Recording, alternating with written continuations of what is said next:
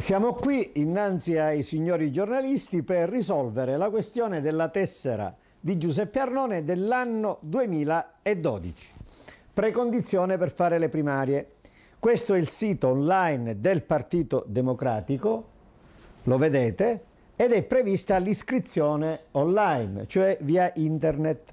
Eccoci qua e ecco la prova della mia iscrizione. Nome Giuseppe, cognome Arnone, la mia data di nascita, gli indirizzi e le generalità, abbiamo tutto e adesso inviamo a Bersani la richiesta di iscrizione. Vi rifaccio vedere il sito, tutto a posto, via.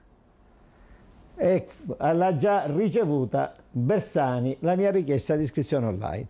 Quindi Arnone da oggi ha la tessera del Partito Democratico. Se poi la devono rifiutare, devono scrivere perché non ritengono di darmela. I giochetti di Pistone, Messana e Capodicasa sono finiti.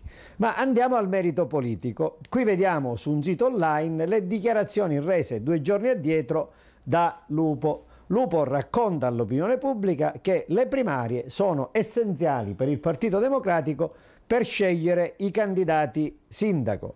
Anzi, lo affermano, leggete qui dove ho indicato, lo affermano in una nota congiunta Maurizio Migliavacca, coordinatore della segreteria nazionale del Partito Democratico, Giuseppe Lupo, segretario del PD in Sicilia. Proprio per questo le primarie devono essere utilizzate per una grande occasione di partecipazione e di rinnovamento civico, come sta avvenendo con il concorso di tutte le forze del centro-sinistra nelle altre città italiane che vanno al voto. Bene, questo sta avvenendo dovunque tranne che ad Agrigento. Ad Agrigento le primarie non si vogliono fare. Ad Agrigento si fanno queste bellissime riunioni.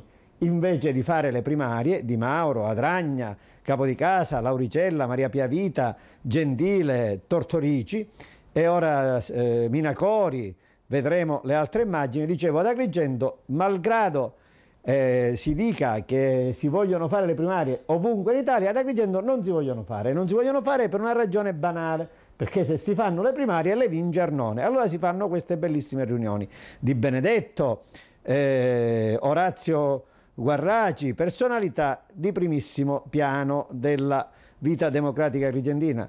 Paolo Minacori, Totò Pennica, eccoli ancora meglio, che ragionano col Partito Democratico, Carmelo Cantone, personalità di grande peso istituzionale e politico che io non stimo. Ecco il quadro che abbiamo innanzi a noi.